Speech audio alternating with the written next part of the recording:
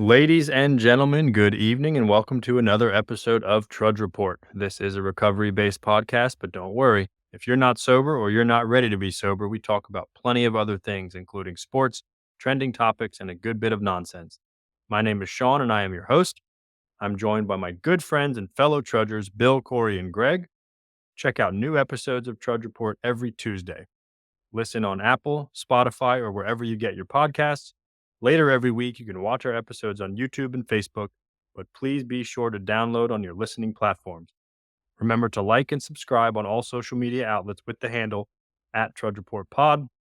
We are brought to you by Stella Mix Podcast Management and our wonderful producer and editor, Miss Janine Stella. Gentlemen, good evening. Episode 29. Ooh. Greg, what's going on? Let's start with you. How you doing, bud? Man, I'm doing good, man. It's been another busy week at the compound, the household. We went and saw. Here's a little plug, I guess. Even though we talked trash on him in a previous episode, but one of the best things I've bought is the Live Nation Lawn Pass, man. I've gone to like almost 20 shows so far this summer on this Lawn Pass, and it's great. Last night was Steve Winwood and the Doobie Brothers, which was a real treat, real throwback. Excellent level of people watching there. A lot of old folks getting down and having a lot of ganja getting blown in the crowd. There was for the median age of the crowd to be what it was. There was the smell was lingering quite nicely in the air. So yeah. No, I don't even think swag exists anymore. I don't think they have it anymore. I don't think it's a thing. Back in the day, all the old heads used to smoke swag. Oh yeah. What the hell is that? What is that? See, he's too young. All the weed you got in Jersey, probably. Yeah. What? It's probably just normal weed to you, sir. Yeah. Green, chronic, trees. Chronic is not the same thing as why isn't it swag though? No. What? Higher quality, dude. Yeah. We'll give you $20 to test the market. It's like choice. It's like choice beef, prime, choice beef, select beef, prime, and then whatever's above prime, wagyu. We called that loud or exotic. Where I'm from, you call it loud. No, that's the high grade. That's terrible, dude. Loud. What? I'm going. That doesn't make any sense. I'm already mad. Let's go. So anyway, Greg, you had a good time at the show. Yes, it was great. It was my my girlfriend's son's first concert ever, so he had a blast. Even though it was on a school night, it gave him a reason to consume lots of sugar and dance around like a maniac. And You're a brave man. Cool.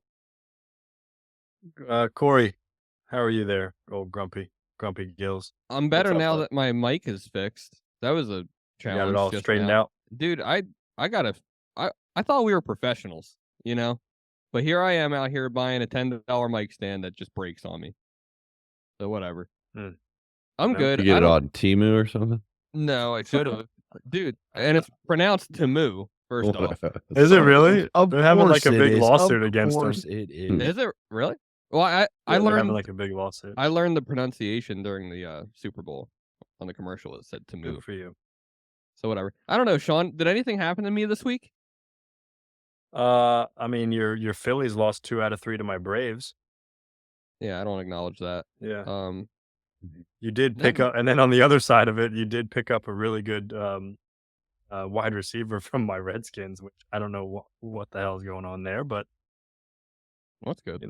Yeah, the Dotson guy, right? What's his name? Dotson. Jahan Dotson. Jahan Dotson. Former first-round pick. But, from? I don't know. Penn State. Oh, LSU. Oh, Penn State. Yeah, there you go. You know Saquon's from Penn State too? We did. I did. Yeah, hey, listen. That's your team, Corey. We're going to talk about that tonight. Yeah. We're going to talk about that tonight. Yep. For our listeners, I picked the college team just mainly because of location and the piss break off. More will be revealed. Yep. Bill, how you doing, bud? What's up, man? Good. I'm good. I got a beautiful text from your mom this week. She sent me a text wishing me well. It was really nice. She told me I'm your favorite friend, her favorite. So that was a big win for me this week. All right. Wow. Yep. I'm walking on top of the world. I'm going to let it be known. I don't even know if I was supposed to tell everybody that, but you know what? Oh, she won't mind. We stand up for the truth here on the Trudge Report. Trudge Report, baby. Had a good week. Had a fantasy draft last night it didn't get over until like 11, and boy, oh boy, I couldn't sleep all night. I can't do that stuff anymore. And Pumped up, huh? just pumped up. You know, it's a lot of you're on the phone and getting all jacked up. So it's officially football season, so that's fun. Indeed, it is. Yeah. No more doing that during the week though. It's been a long week doing a whole bunch of corporate boring ours stuff. is during the week. I know. You said it. I have 3 of them in 2 weeks. Yeah. This is going to be a long week. So, but I got to get rested up for that, Greg, because it's going to be a long week. Oh, going to Pittsburgh next week. So I'll be live from Pittsburgh for next week's episode. So, yeah. Nice. Yep. All right. Well, we got a little bit of a wanna come, medley. Corey? No. Corey doesn't need to go anywhere. Corey Family reunion. I need I'm Corey home. on Tuesday nights for a while, guys. Just Yeah. saying. I'm pretty Okay. sure Corey's wife is not going to let him travel anywhere for at least 12 months. She could come if she wanted to. Yeah. Family reunion, big news. That's next Sunday, the DeLuca family reunion in Pittsburgh. All are invited if you're a DeLuca. Bocce tournament with a trophy. You win. You get your name on the trophy. I've yet to don my name on that trophy. So this is the year, boys. Please pray for me, all right? This is Good big. luck. Yep. This is big time. All right. Good stuff. Yep. Well, we got a little bit of a medley tonight. We're going to do some MLB talk. We haven't really talked Major League Baseball since post-trade deadline, and things are starting to heat up in some of the divisions and the races right now. And then we're going to touch on some college football. Season starts tomorrow with FSU and Georgia Tech in Ireland, of all places. First time ever in Ireland for college football. And then we might get a little. Greg's got something he's been itching on a little bit, and we all kind of got some takes on it. So, guys, I'm going to go ahead and get it. I'll get it going. I want to talk a little college football first. I am pumped for the season. It's the first season of the new expanded 12-team playoff. If anybody didn't know, it was only 4 teams that made the playoffs since like 2008 or something like that. I want to say it was. But this is a big season. The Pac-12 conference is no more. That was one of the 5 major conferences. The Pacific 12, that is no more. So now you have like teams like Oregon and Washington in the Big Ten, which was predominantly a Midwest conference. Now you got Texas and Oklahoma in the SEC. The SEC is gonna be rocking. You got, I think some of the biggest news is like your normal powerhouses in college football might not be that powerful this year. Might be a rebuilding year for Alabama. Definitely could be a rebuilding year for Alabama. Definitely could be a rebuilding year for Michigan. Greg's Ohio State, they'll figure out a way to screw it up down the stretch, but they will be there. Definitely. They definitely will be there. Corey has picked. Corey, tell the listeners you picked the college team. Who is it? Yeah, it's Penn State. I said that. Yep. Because what do you know about Penn State? I know that we don't talk about at least one guy. So Sandusky. Good point. Yeah, good point. Instead, we don't talk about him. Yeah, he's like Sorry about Voldemort. that. We don't mention his name. I actually looked all that up the other day. I remember when it happened and everything, but like the details were kind of foggy to me. And I looked it up when we were talking about it on our. So was the shower room. A bad dude. Bad dude. Fuck him. But Penn State. Corey, I do have a comment for you. Okay, there's this kid, and he's out of the mid Pennsylvania. He was the number 1 or 2 high school receiver coming out of high school. He went to Ohio State for the last 3 or 4 years, so he was behind Marvin Harrison, Olave. I mean, tons. Garrett Wilson, all these elite receivers. Very talented. Julian Fleming. He is Penn State's 1 this year. He's 23, so he's a grown man. So yeah. He probably will have a big season. You're going to know his name by the end of the year. Yeah, he kid's a stud. Yeah. Who the hell is it? He just couldn't get on the field, dude. It was all said his pro name. receivers. Julian Fleming is his name, yeah. He's going to be your X receiver, which means the feature receiver in the offense. You guys are known for a high-powered offense and a very good defensive line. Your pass defense is what struggles in the years past, though. So, all right. You got a good team. You're predicted to be one of the 12 teams in the playoffs. I mean, obviously we don't know how that'll go, but Greg, you want to give us a little Ohio State update or what are you cooking on for college football? Like most of the time, man, I don't like I'm so locked into the NFL that I don't pay as much attention to college football except for Ohio State and like what's going on in the Big Ten and stuff like that. But I am going to make an active effort this season to kind of branch out of that a little bit. But yeah, man, I'm pumped for Buckeye season. It's going to be big. We're a great team. We have been a great team. There has been this stain of the last 3 years losing to Michigan, and I mean, hey, they were a great football program. Yeah, they were. I hate them. They're our biggest rival, whatever, but they were a great football program. But yeah, they're going to be in a rebuild for sure. And like you said, Alabama too.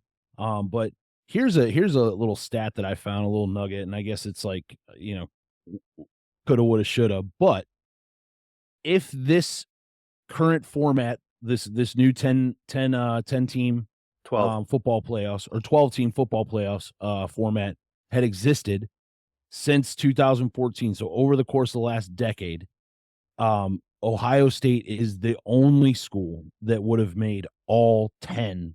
Not Alabama, not Clemson, not Georgia. Ohio State is the only school that would have made it all 10 years in a row. So, I mean, they're already a good team. This is make or break it for Ryan Day, but they got Chip Kelly in there as offensive coordinator, a guy who had a decent NFL career by the name of Brian Hartline. So I'm looking forward to it, man. We've got two of the best running backs in the country, in my opinion. Yeah. The offensive line, the parts are there, but the production has to come, obviously. And Kyle McCord, we're gonna be good. I look forward to it. Yeah, we lost Marvin Harrison. Is Henderson still there? The running back? Travion? Yeah. Yeah. He's a big dog this year. He's gonna have a big year. Oh yeah. Who's the backup? Who's the 1B? It is Mayan Williams. Oh yeah. Or no, and then you got Quinshawn Judkins as well. Yeah, Judkins. He played on someone else last year. Yeah. Or 2 years ago, maybe. And then there's a local kid too, who is just tearing it up as a junior in high school, and we just got a commitment from him. He's like one of the number one high school players in the country right now, running back. So that's exciting for down the line. Wide receivers, we're not loaded with experience, but I think that we are known for breeding excellent wide receivers out of this school. So I'm very excited about it. It's going to be a good season. Like I said, I'm excited to kind of branch out and start watching. Watch out for Oklahoma. Dylan Gabriel, Heisman favorite. They're going to be good. They're in the SEC now, which, the Big 12 was really strong last year as well. So it's not, I don't know if that Texas and Oklahoma coming to the SEC is going to be that big of a deal for them because, like I said, they're coming in with most likely a lesser Alabama team. You still got Georgia, who's a powerhouse and stuff. But then you got on the other side of that. They're going to be ridiculous. Yeah. Oh, yeah. And then you got the other side back in the Big 12. Ole Miss, dude. Ole Miss and Lane Kiffin, they're going to be so good this year as well. Jackson Dart, they had probably the best season in the transfer portal and everything. I mean, they're loaded. So I'm excited. Oregon's going to be really good again this year. Notre Dame could be surprisingly good. Notre Dame could be surprising. We were trying to explain that to Corey at dinner on Tuesday about Notre Dame's independent and what that means and. How rigged is this shit? I know college football really well, so I just know this all. But actually, trying to explain a lot of this stuff, it is why do you say rigged? It's confusing. They're like their own little deal over there. It's like a corporation, basically. It's kind of hard. It's kind of harder for them. Well, they lose an automatic bid, right? There's no conference championship for them to play because they're not part of a conference. So they would. So that now into this 12-team playoff, they wouldn't get one of those automatic bids being a Power 5 conference winner. But at the same time, they don't have to play those extra games where an Ohio State in the past had to play Michigan every year and that, and that kind of. So I don't know. It's fascinating. don't want to. I didn't say anything yet because I don't want to derail this conversation here because I might, but I'm gonna say it. What's this whole thing, Shawn? You were trying to explain to me that like there's like a committee, and what they can just fucking pick teams that advance. Like Kind what of. is that? Dude, I win mean, versus they have losses, guys. they have a criteria Yeah. that they have to follow, but yes, Right. Right. at a certain point, it's the an eye test. algorithm. Yeah. Well, it's not just that. It's similar to like our election in this country, right? Is like you have in the NFL or the NBA, you know, you have 30 teams or 32 teams, so win-loss record, and then like if it comes down to some tiebreakers here and there, which doesn't Right, often head to happen, head. but sometimes it does. How many college teams do we have in this country? There's like insane 250 about. NCAA football Exactly. teams, I think. You know what? Right. You know what So it like sounds they like to me, can't. Greg? You know what it What? sounds like to me? It sounds like WWE. Like, hey there, fella, we're gonna put the belt on you. That's what it sounds like to me. Eh. It's a predetermined outcome. Why do you It's think not that we've gotten now predetermined. to the point Yeah. where they keep changing up how the playoffs So- are structured? Because before the Right. college football playoff, It's never been it perfect. was just yeah. So let me I'll give you a quick Tokoi. So last year, and it's kind of ironic that this happened last year, the last year, the 14 playoff, and now we're in the 12 team.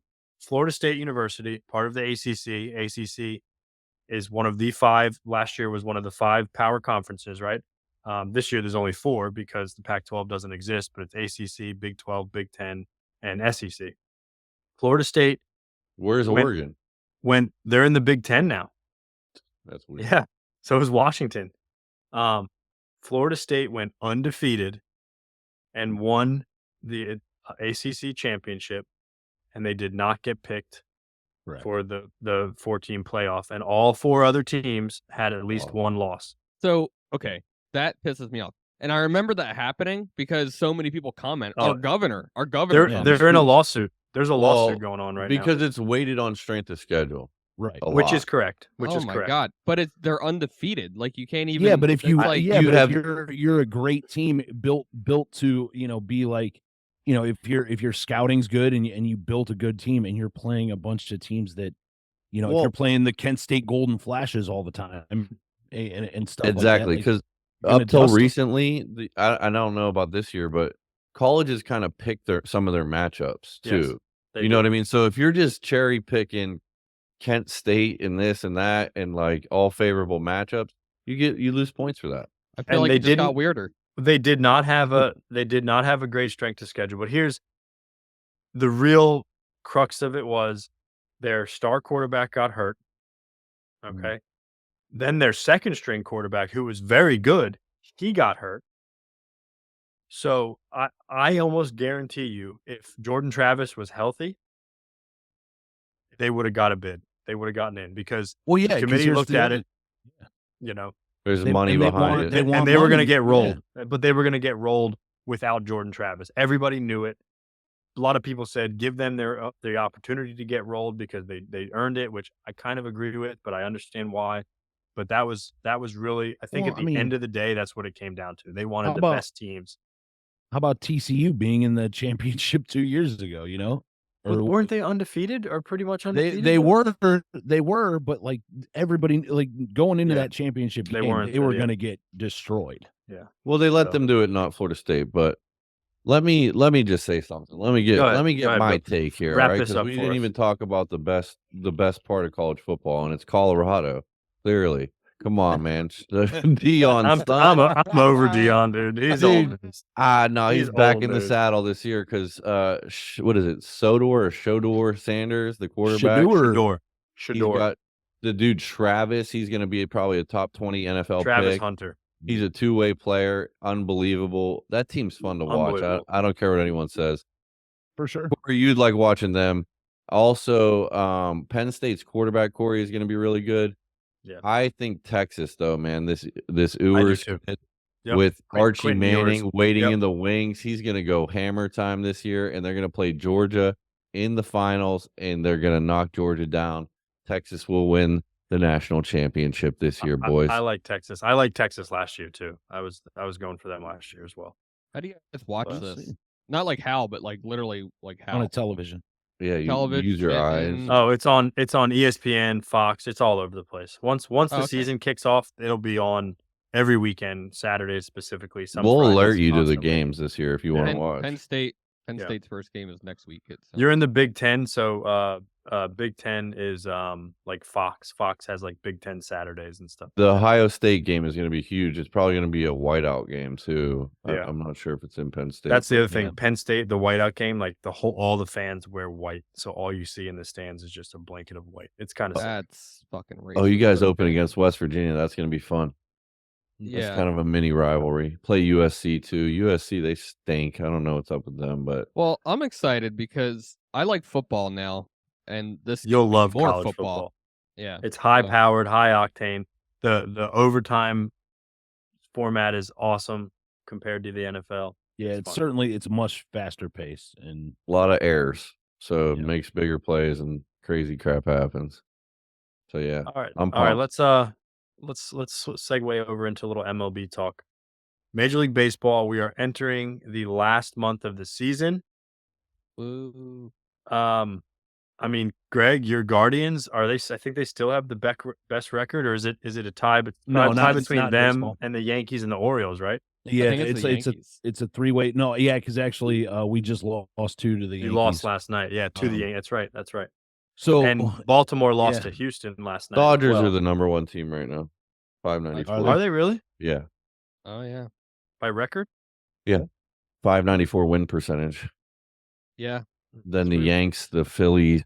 Watch out for them Dodgers, Corey. They're gonna woo-wee. Watch out, Corey. What you don't want to. So I just have to let everybody know that my Braves took 2 out of 3 from Corey's Phillies, which was big for us. We're 6 games back, very big for us. Still got a wild card spot. Great, Corey. What you don't want to happen is face like a San Diego or something like that in the first round of the playoffs, because they're coming on strong. Like, I have a stupid ass question. I don't want to ahead. fill this podcast with stupid questions and have this be a Corey learning session, but we're used to it.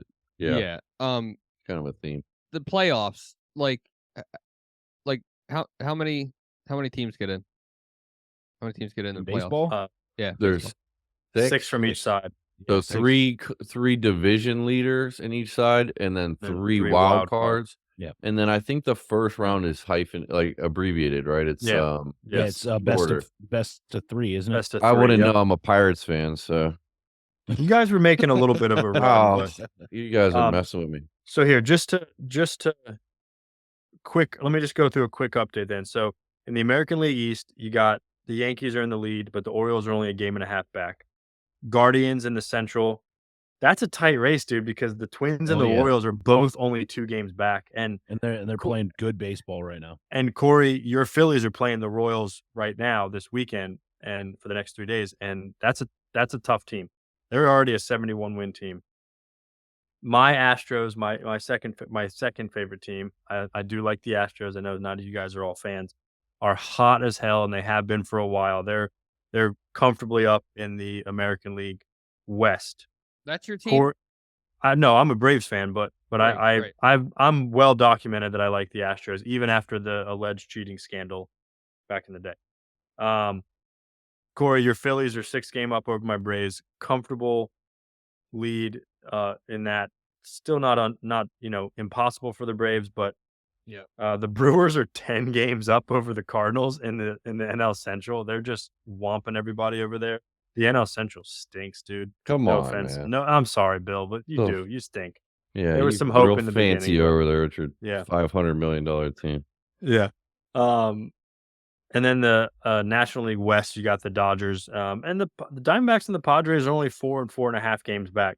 So what everybody shifts to, the American League wild card, you got the Orioles 2 games up over the Twins and the Royals. So right now the Twins and the Royals are in, and then the Red Sox are on the outside looking in, 3.5 games back. Probably not. It's probably going to stay that way, I would assume. There still is time though, but I would assume it's going to stay that way. In the National League, you got the Diamondbacks, the Padres, and then my Braves rounding out the 3 wild card spots.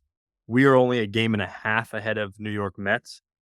So that's still a tight race. And then the Giants are 4 games back, so probably not. But it's there's some that American League Central, Greg, is going to be a doozy coming down the stretch. Listen, it's literally like every single game from here on out for us is crucial because that's the one to watch. Yeah.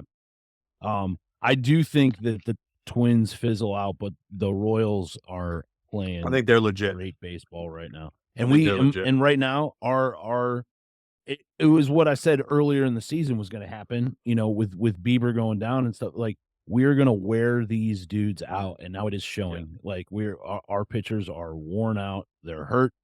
I'm not sucks. hating Greg, but yeah, they're about first round, one round and done. Yeah, I mean, right now, they look like they could be a wild card. Now, look, I mean, maybe that Cobb dude comes back off of injury and shows out for us. I don't know.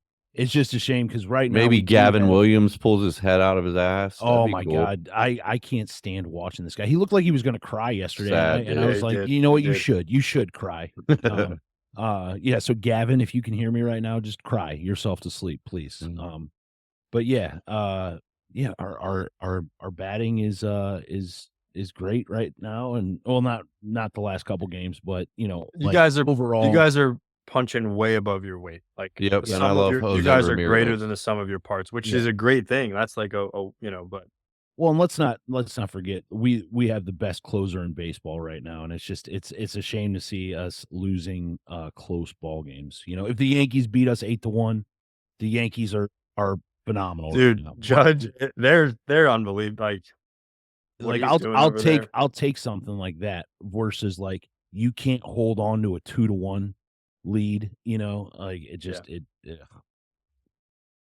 Yeah, I'm excited. Let's real quick before we wrap on this part. Let's give our National League Championship and American League Championship teams, and then who ultimately do we think is going to go? I'm going to go Astros, Yankees. Sorry, Greg. Astros, Yankees in the American League Championship, and I think the Astros go through to the World Series. I'm going to pick the Braves just because that's like we're so riddled with injury. So that's my hard pick. I'm not picking the Phillies no matter what. Why? So I'm going to go Dodgers, Padres. And the Dodgers probably win. I can't stand it. I hate saying that, but I'm going to go Dodgers, Padres. So I think you're going to have a rematch of that. I think it's going to be Dodgers, Astros. Okay. I'm going to, my from the heart with absolutely not taking into account anything right now, except from what's in the heart, is a rematch from the 1996 World Series, which would be the Atlanta Braves versus the Cleveland Indians. Ooh, I love it, dude. And we're getting revenge, dude. Greg Maddux isn't here to save your ass anymore. I love it. Okay, we're getting revenge. All right. Yeah, and our Cy Young winner or a potential winner is out. So's ours. So yeah, that's true. Good point. Good point. I love it, dude. What about you, Bill? You got one? Baltimore beats the Astros. Baltimore's got so many problems right now. It's not even funny. Season's not over, Shawn. I know. And then I'm gonna say that the Phillies play the Dodgers. Dodgers win the World Series. Something about and I'm all bit aside, joking aside for a second. There's something missing about the Phillies when we get into this part of the season. I know that's going to piss Corey off, but they just won the World Series like 2 years ago. The Phillies? How many years ago was that? They were in the World Series. A long time. How long ago were they in the World Series? 2 years. They were in it 2 years ago. 2 years ago. But they fizzled even in the World Series. I think everybody would say they did not play very well. There's something even last night against the Braves, like there's just something. I'm pretty confident they will not win the World Series. They're a very good team on paper, but yeah, I agree with you. Yeah. Well, their hitting's there, man. I mean, they got some sluggers. What do you got, Corey? Not the last 3 games, baby. You got the Philly? I got Phillies, and the Phillies win, and then Phillies, and then the Phillies win. Okay. Yeah. And Shawn, let me just cap with this. History was made today. First of all, history could be made in a couple of ways. Cy Young votes for Clase, the closer, They're saying he could potentially get a bunch of votes. The White Sox could finish as the worst team in history. They're on pace to right now. And today, history was made. Danny Jensen became the first player to play on both teams in one Major League Baseball game. The Red Sox and Blue Jays were playing. The game was delayed. In between the delay, he was traded. He was the catcher. Yes. He was the hitter when the game got delayed. He got traded and came back as the catcher on the opposing team in the same game. So that's my wild stat for the day. That's America's pastime, baby. I love it. I mean, here's the deal: is baseball the same in like as many sports? Is like it really just matters getting into the playoffs, and then it's a whole different game. Like hockey, takes on a different life. In baseball, there's like 3 teams with a legitimate chance to win the World Series, I think. And honestly, the Orioles aren't one. It's probably Yankees. So, all right, we say that though, but pick me someone that picked Arizona and Texas last year. No one. Texas is a good team, though. They were not favored. No one was picking them to make the World Series last year. Yeah. So I agree with you on the whole, Bill. It usually is like you can kind of predict there's like 2, 3, 4 teams, but every now and then, man, we get like that's why I think the Padres Arizona was wild. So good. Yeah. Arizona, they were wild. That was wild. That was Texas fun to was watch. a little more formidable, but that was fun to watch. So we'll see. Good stuff. Yep, it's gonna be a good month. I love playoff baseball, dude. Once we get into October, we call it Red October in Philly. Just look that up. You don't though, right? No. You just started watching baseball, or you don't want Red October is something I've known about. I haven't watched much baseball. There was something that what is Gritty November the next? It should be.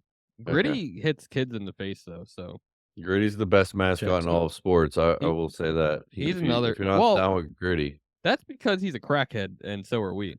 He looks like he's from Kensington. He's from Kensington. My man's wildin'. Dude, he's crazy. My cat just jumped up on my table too, so I'm probably gonna have to get Gritty out. Anyway, Greg, do we want to go into that other subtopic? Do we want to save that? What do you want to do? That's up to you. It's an honorable mention, I think. Yeah, an honorable mention. Maybe we can hook on it in a later episode. Gears. We're switching gears from sports. Go ahead, Greg. Yeah, I got a bone to pick real quick, man. And let me preface this all by saying, like, rest in peace to Matthew Perry. He passed away last October. During the playoffs. Actor, during the playoffs. During Red October. I had to say I was not. And this is, it's just I was not a Friends guy. I was a Seinfeld guy. I was a Simpsons guy. John's a big Friends guy. I was an Office guy. I just wasn't a Friends guy, But there are a lot of people out there that love it. I don't hate the show, but it's just not really my cup of tea, right? But we all know it by this point that Matthew Perry struggled with sobriety pretty much his entire adult life, had a lot of issues while on the set of Friends.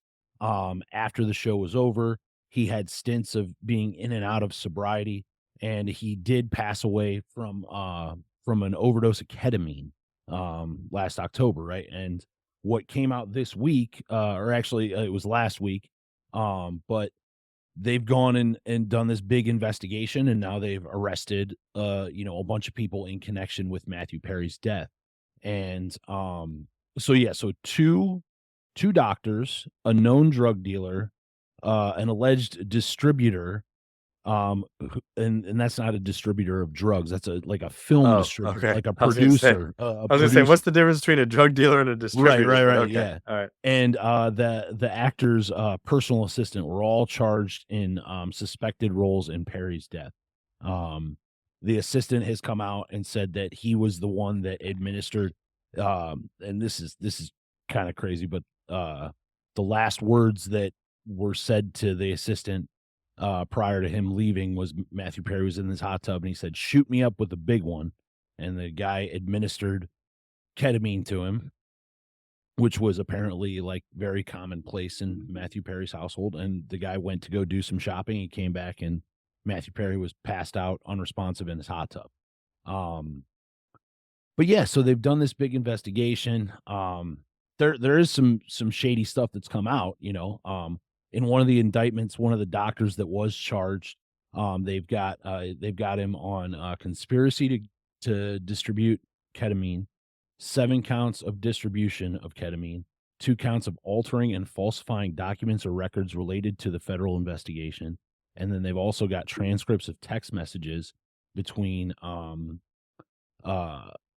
others, people, I don't know, within his field or whatever, referring directly to Perry as certain things like when they were going to prescribe him, I wonder how much this moron will pay and stuff like that. Let's find out, so listen, I'm all for, all right, we know that part of the reason, right, we that the opiate addiction rates in this country and the epidemic that we're in is partially due to irresponsible, unethical doctors prescribing medications. We also know that big pharma had a huge role to play in that, of pushing all that stuff and lying to doctors and telling them that it wasn't addictive, whatever. I'm all for doctors that are over prescribing or taking stuff under the table just to sign their signature away. You get what's coming to you, right? But like, I couldn't help but deep down think about this in relation to, and listen, I know I'm a realist. I know how this country works. I know that the more you have, the more money, the more fame, fortune that you have, the more resources you have. Obviously, that's the way America works. But the fact that this dude passes away from self-administered or what he wanted to have happen, right, for prescribed ketamine, which I will say this, I don't know how many people overdose on ketamine and it's fatal, right? I didn't look up those statistics. Well, it usually is when you do it in a hot tub. Right, that's what I'm saying. It's like it was all a matter of circumstance. It wasn't like he died from the ketamine itself. He passed out as a result of taking too much, and it happened to be in a hot tub. But all that aside, the guy was addicted to drugs, and he and now they're going and charging all these people in relation to his death, and I just couldn't help but think, with all the people that I've known and that we've known as a group that have passed away over the years, what about our friends? You know what I'm saying? What about, because I don't recall anybody ever getting charged in any of our friends' deaths, and most of the time, the whole idea as far as the justice system in a lot of societies concerned is, oh well, they're drug addicts, so oh well, and they did it to themselves, and they could have had a better life, and yada yada yada. But it happens to somebody like this, and we've got arrests, and we're going to have a trial and a federal investigation and all that. So that was my thought on it. I don't want to come off sounding like the angry idiot or anything like that, but that's my bone to pick for the week, man. It didn't sit right with me. So what do you guys got on it? Go ahead, I'll just say a couple of things. Number one, someone near and dear to me was doing the ketamine treatment because, it's marketed as something for depression. And I watch them do it, and it's not, it doesn't do anything. You know what I mean? It's a drug. It's a street drug. You know what I mean? And I've done it before in my past, and I know that. So it's marketed as this like trauma relief, and what it does is you go into this, into this place on this substance, and you look at your trauma, and then you come down, and you've just looked at your trauma. You haven't done anything. But looked and maybe opened a wound and hurt yourself more for a little temporary relief. And I can say that off experience too. I think I'm just going to be honest. I think the liberal policy of it, like liberal, and I mean open-minded policy in the sense of that word, is BS. Like you can hop on the internet right now. You've got like shrooms, ketamine, all these things marketed as these things specifically to people in recovery. Microdosing, acid. And they're trying to do that. They're trying to do ecstasy, like it's like in trial runs and stuff like that. But it's marketed to people in recovery. Would I choose a real recovery program if somebody said, "Here, hop on MDMA"? You know what I mean? Like, hell yeah, let's do that in a halfway house. You know what I mean? Like, whoever is going to recover in that scenario. So I'm not going to mince words. I think it is really a poison that corrodes people's minds because of marketing. They think, even the people prescribing it, oh, it's safe. You know what I mean? That assistant was probably on drugs too, right? He's probably just doing what he was told for a paycheck. I don't blame that guy at all. Probably making a lot of money. Right. And to call Matthew Perry an idiot in text isn't a revelation to anybody. He is kind of like, that was his whole persona, really, and he was an alcoholic and a drug addict, so like he was probably very annoying to these people with money, so no, none of those people should be charged. But I do warn people of the ketamine like use in that market. Not medicinal people. Yeah, it's a trick. And like that's the thing is I do think the doctors should be charged because they were over prescribing it. Well, that's what that's what I was going to get to. If anybody should be charged, it is the guy who spent 8 years in medical school. That is worse than the local drug dealer on the corner because, excuse me, the drug dealer on the corner literally, like, he might have outs, but it's a lot harder for him to get out of that situation, and a lot easier to get into drug dealing when you're flat broke in the hood than it is that I went to whatever medical school. Now I turn around and suppress people and give them drugs and then go ride home in whatever foreign car I have. You know what I mean? Like, that guy should do a long prison sentence, and any doctor doing that kind of crap, which there's a lot of them, should do a long prison sentence. So that's my take. Yeah. I don't really, I'm going to cede my time because I kind of am right there with that. That was pretty much my take. Let the fucking assistant go. Like, it's not, I get it, whatever. Maybe he should have stepped up and been like, no, Matthew, I'm not going to do this to you. What? And so you know what? Maybe throw him out on the street. But you know what? Maybe he really should have. Like, in an ideal world, like, he should have been like, no, this is wrong. I'm not going to do this no matter how much money you're giving me. But the truth is, Matthew Perry was going to get high no matter what. And if it wasn't that night, unfortunately, we know how that goes, guys. And who knows? They could have been close, and that dude might have tried to say that stuff to him in the past, and just no avail. How many people tried to tell me? Imagine being on when you were at your worst and you had $1 million and you're paying your friends to get you high. What do you mean you're not going to give me that? You know what I mean? I'm going to freak out on you. Yeah. Bro, if I was, I say it all the time, man. If I was like loaded out there ripping around, I would not have survived. There's no way. 100% not. Corey, close us out on this. We got to get into the recovery segment. So you got 2 minutes. Go tell us what you want. I'm always in recovery, Shawn. This is hard, I think, because I think it's a gray area. I think that there's a lot of there's a lot of true things here. I'm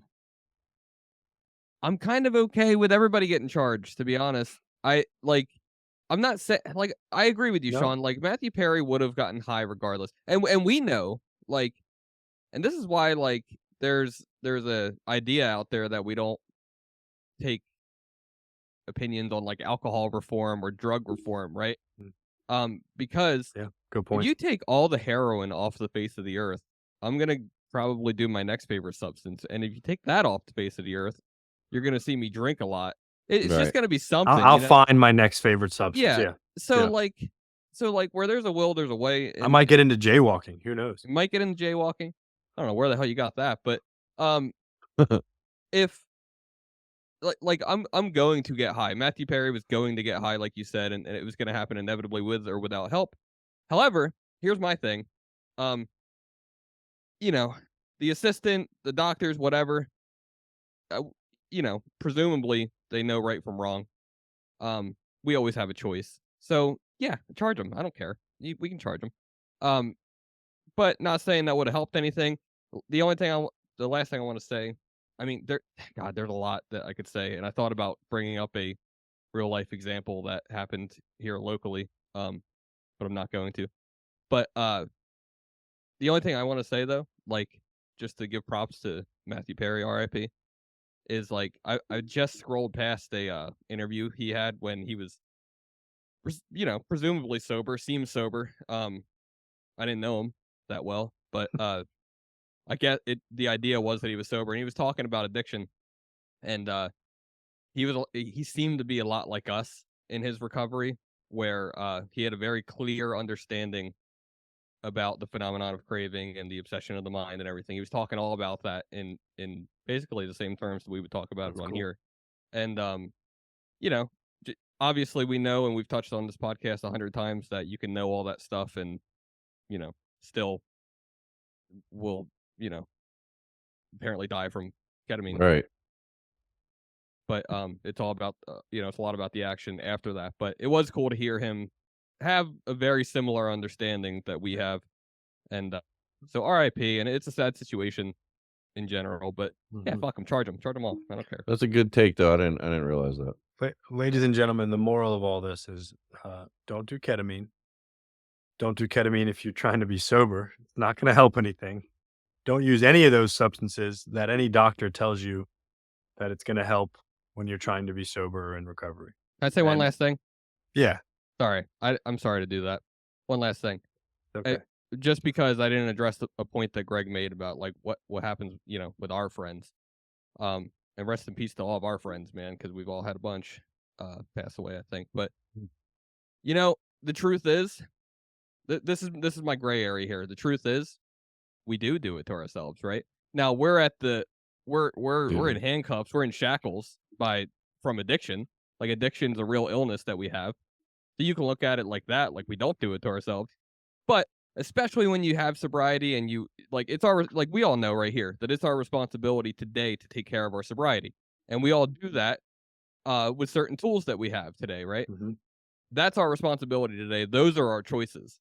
When you stop doing all that stuff, we end up losing the power of choice, once we start, so to speak, right? So like we do kind of do it to ourselves, but I also think to say that, you're kind of an asshole when you say that, to be like, oh, fucking drug addict. Like, yeah, fucking drug addict had an addiction, like illness. Yeah. I think that's a good point. I think that's a deeper conversation that we've addressed some of that in earlier pods, but it kind of segues us right into the recovery topic, which is the need for the higher power, right? Why it is so desperately important that people like us have God or higher power or whatever we like to address that power, and how important it is for each individual person to define that power or not, right? Or just to their conception of that power, that each individual can settle for themselves. So, as per usual, I'll kick off real quick, and I really don't have too much to say because this is such a deep and broad topic in a way that we don't have enough time, and I don't want to I think almost kind of too many words could ruin it. So this is what I was taught. We have a chapter in one of our recovery books that's addressed to people that don't believe or don't the agnostic, the atheist, whatever you want to call it, the people that don't believe or say that there is no God. We have a chapter addressed to those people, and really it's addressed to all of us because there's so much good information in there. But the way it was described to me is that chapter, so many people think that chapter is trying to prove the existence of God or the existence of a higher power. And that's not, right? That's left to underpaid college professors and theologians. They can argue the existence or non-existence. That chapter and chapters like it, literature like that, is trying to convince the suffering alcoholic at the time of reading it, me, the need for a higher power in my life, the desperate need that I will not be able to make it in this sobriety thing without a higher power. And I think one of the great things about the recovery circles that we all roll in, and that a lot of our friends roll in, is that we are unapologetically about God, right? We say that a lot. We are unapologetically about finding a higher power. You must find a higher power. I must find a higher power. But no one, and I mean no one, not my mentor or the people that came before me, is allowed to tell me how or what or who I must believe in. And that is the great thing, that journey is up to each individual to settle for themselves, because it has to be personal, right? My own personal God. And I think that the God I believe in, and I do believe there's one God, right? I believe he's powerful to reveal himself to me in the way I can understand, to Bill in his own way, to Corey, which takes extra effort for Corey, but extra effort in Corey's own and for way. God. And for God. And to Greg in his own way, and my mom, right, who's devout in her religion, and other people, that God is powerful enough to reveal himself and in a weird way, I'm gonna say this weirdly, but distort himself. And I know that's not all, that term is not always used positive, but I mean it in a positive way. God can distort himself so that I can see him and believe, you know what I mean? Like, I'm like, oh, and that's what God is to me. And somebody else can say, oh, this is what it is to me. And he's so powerful and present everywhere that, we can choose to see God in whatever is going on around us. So I'll leave it right there. We'll just go in rotation here on my screen. I'll go Corey first, and then Greg, and then Okay. Bill. Okay, I'll go next. Thank you. Very, Thanks. very, very good topic. I think, right, Bill suggested this week, Yeah, right? Bill. Let's shout out to Bill. Real good one. And it's definitely like a recall to one of our earlier weeks for sure, and it's always a topic to talk about. I mean, this is literally how we're sober today, is by our belief in a power greater than ourselves, right? And I think I said in an early episode too, like when I was fortunate enough to kind of get forced into sobriety in a way, I was just beaten down enough to listen to other people that found the spiritual way of life, and kind of saw the results that it gave to them. So like ultimately that's what gave me a little bit of hope, um, to go down that road that they had gone down, right? And you know, I think, Shawn, it might be in the same text that you're talking about, somewhere in there.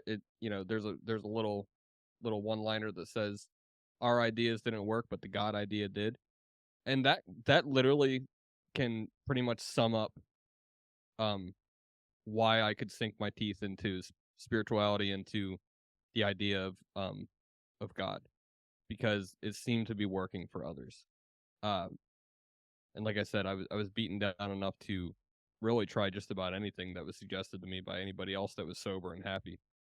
So it worked out well, for me, and I think, I mean, like you said, Shawn, like nobody told me what that had to look like, and man, that's something I think I bucked about. Like, I bucked over before in the past. Like, I feel like I may have had a notion in my head that like it was gonna have to look a certain way.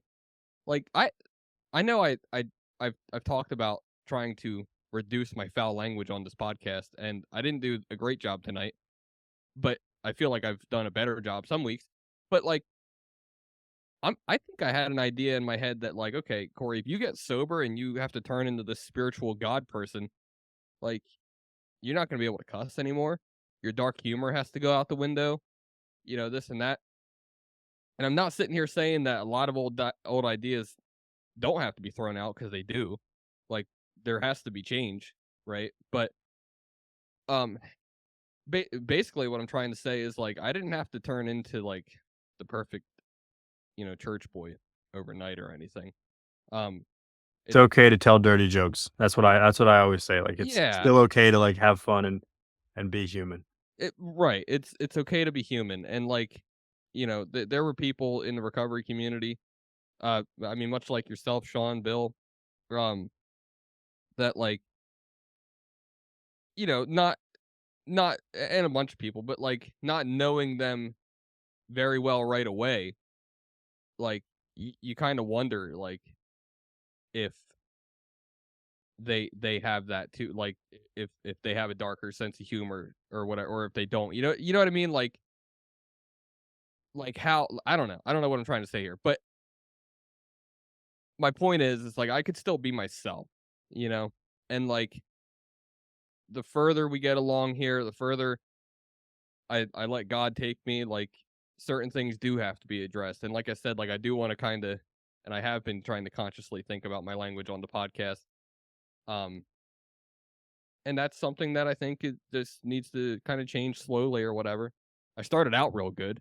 Then the one week I just lit it up. But that's just an example I'm using.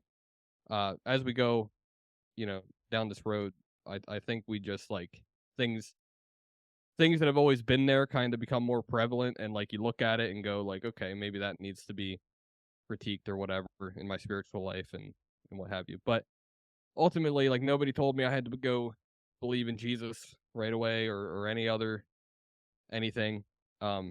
It was very open. It was very, very roomy, and Broad, roomy, and all inclusive. correct. And I think, you know, I believe that anybody could find it within those parameters. You know what I If mean? Like you if I did. can, right? Well, exactly. Yeah, If I did, seriously. like, I mean, for real. But and I wasn't even atheist or agnostic, really. I get maybe a little You're just agnostic. you're just a knucklehead. I was just a knucklehead, you know. But anyway, I'm sober Cool. because of it. So Thank you, Corey. Mr. Phillips.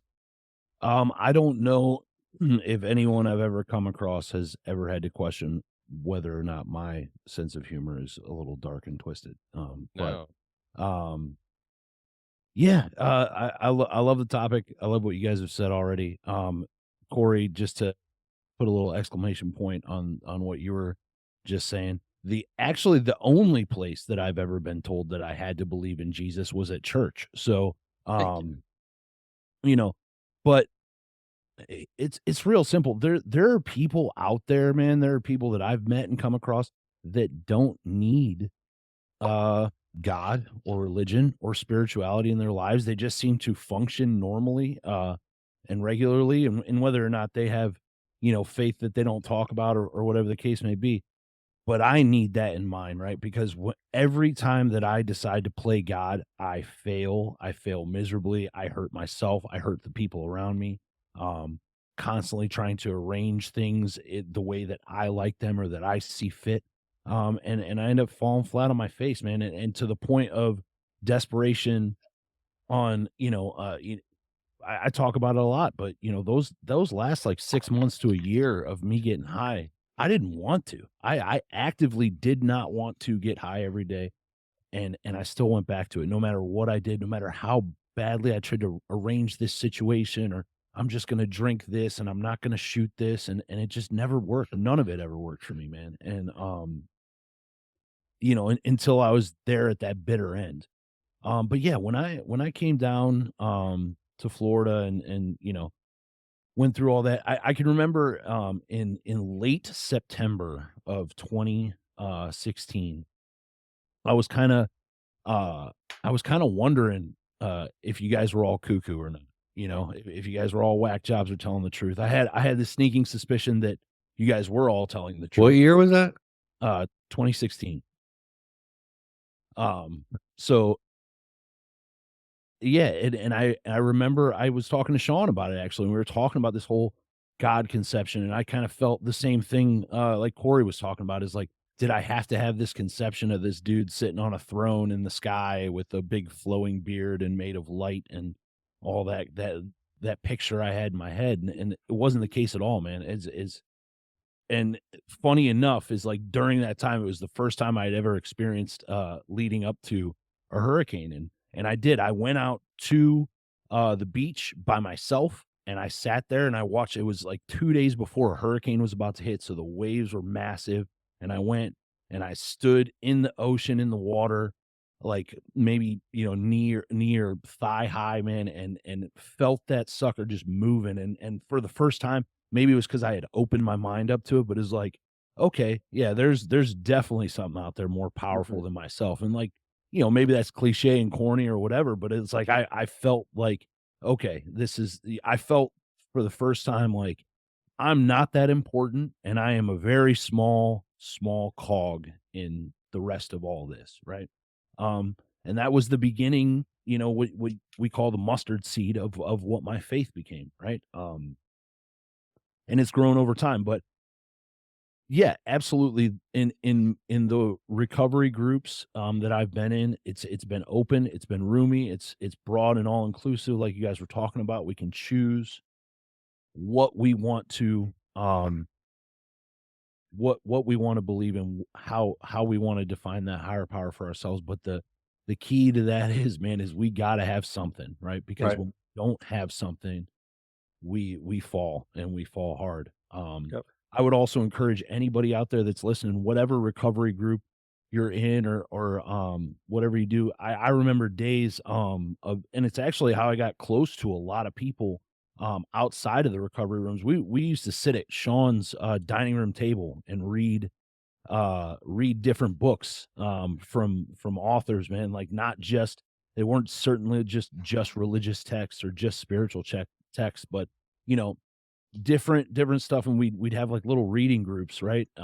With small group of people, and not only do you learn new things about those people that you might have preconceived notions about or whatever the case may be, but just to sit there and openly talk about people about stuff with people who have a different viewpoint and a different background, and have spirituality of their own right and kind of come at it from a different angle was so not only important to me, but it was very, very influential and certainly like an eye-opening experience. So if any of you guys out there are doing that, or you know have somebody that brings that up, man, I would take advantage of that, because it was a lot of fun. So And real quick, Bill, before we'll close with you.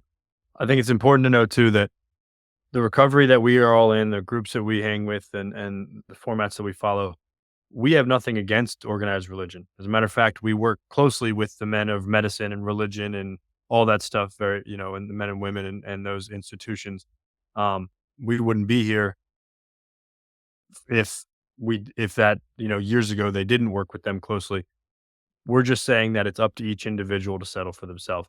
Most of us end up favoring such memberships in religious bodies or whatever the case may be, but a lot of us don't as well, and that's okay. And there's no rhyme or reason. You don't have to. It doesn't. There's not nobody saying, but most of us will eventually.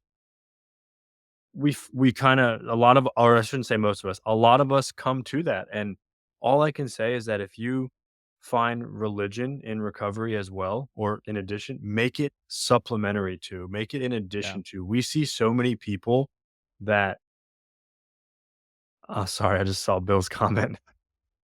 We see so many people that are really, really strong in recovery for many, many years, and then they like kind of just go do the church thing and they fade away and they don't really stay sober. Or maybe they do, but it's just so in my mind, and I know a lot of us agree, like they can exist together, right? Recovery and religion, if you choose, can exist together. So I'm dipping my toes in organized religion to some degree. Yeah, and he hasn't been run out or burned yet, so good for you.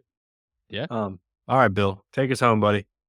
Yeah, I like what all you guys had to say. Greg, I love that point about going to Shawn's and reading the books, because steel sharpens steel. You know what I mean? And if you surround yourself with those who are sharp and are open to competing ideas that may break your own idea, and not being afraid of that, because the argument is kind of the lack of a higher power, right? Like the argument behind why you believe what you believe, is kind of devoiding myself of the higher power.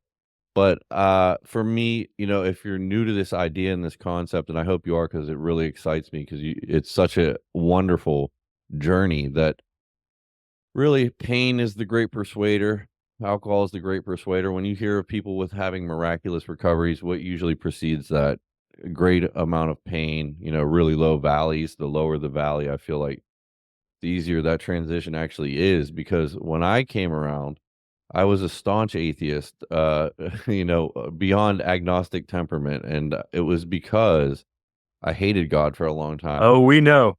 Yeah, Shawn knows for sure. And but by the time I met Corey and Greg, I was not. You know what I mean? Which was probably a couple months later. Greg's never seen that version of me.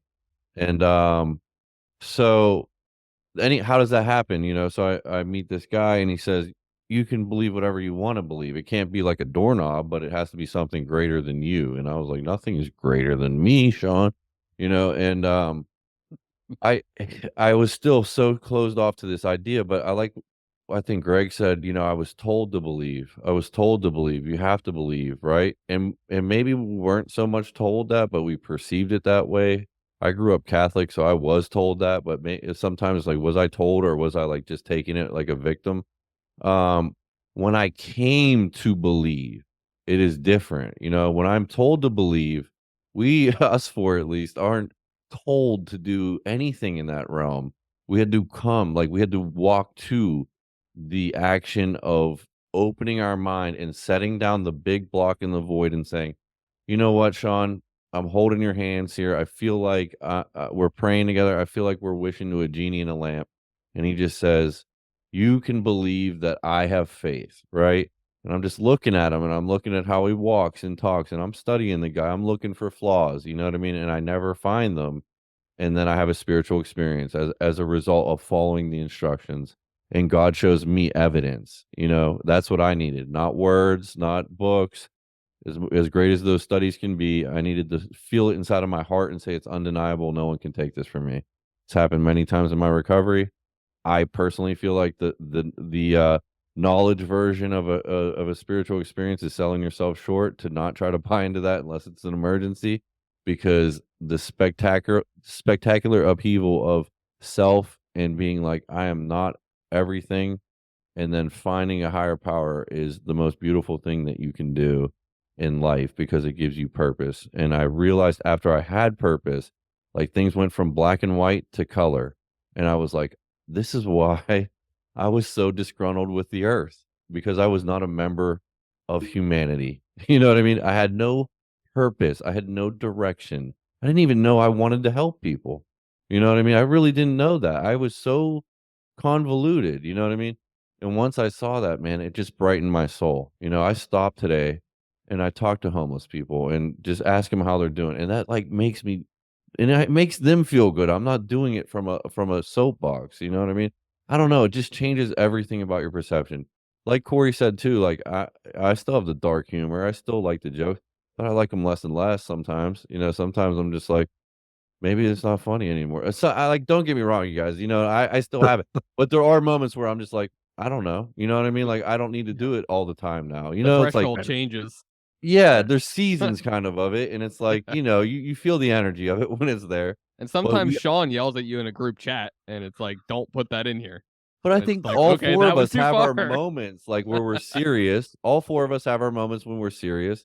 Like, Greg's in a chat with me, and there's times in there where they're fucking around, and I'm just like, dude, I'm like dialed in. I'm like, I can't even read this stuff right now. And Shawn is the same way, I know, and you too, Corey. So it's Yep. seasons, but steel sharpens steel. You know what I mean? We're around each other, we surround each other, and we reflect on other people, and they reflect on us. So Yep. I love our group. Even we're all half remote now, and it's harder now, but we still strive to keep up with competing ideas in this section. And if you're new, Mhm. this idea, I love you. I wouldn't give it to you if I could, because I'd rob right. you of it. And that's just the truth, man. It is the most beautiful thing I've ever done. Matthew Perry was a Dodgers fan. We know what that means. Oh, Dodgers are winning the World Series, Shawn. I'll end with that. thank you, man. That was good. It is a journey that no one can take for you or spare you of taking for yourself. And that's the beautiful thing about it. Mhm. And the Braves just won an extra innings. So, God. all right, boys, any parting thoughts? No. Land this plane. Land the plane, damn it. Land this plane. We're getting better at that. I My love kid you was guys. going crazy in there. I'm glad I didn't have to give him a rock bottom in the Yeah, middle of the episode. yeah. That would have been Bill good. messaged. He said, "My kids are about to get suplexed." That was funny. I love you guys, and what a journey it is. It is an awesome. The age of miracles is still upon us, right? The most satisfactory years of our existence lie ahead, and that's pretty special. So, shout out to the listeners. Please like, follow, and share on all socials at Trudge Report Pod. Email us, trudgereportpod@yahoo.com. Send in your mailbag requests for topics, questions, comments to any of these handles. Remember, we are all here if anyone wants to talk about recovery and our experiences, or if you are struggling with some form of addiction. Thank you again to Janine and Stella Mix Podcast Management. Good night, God bless, and may you trudge the road of happy destiny. We shall see you next week. Cheers.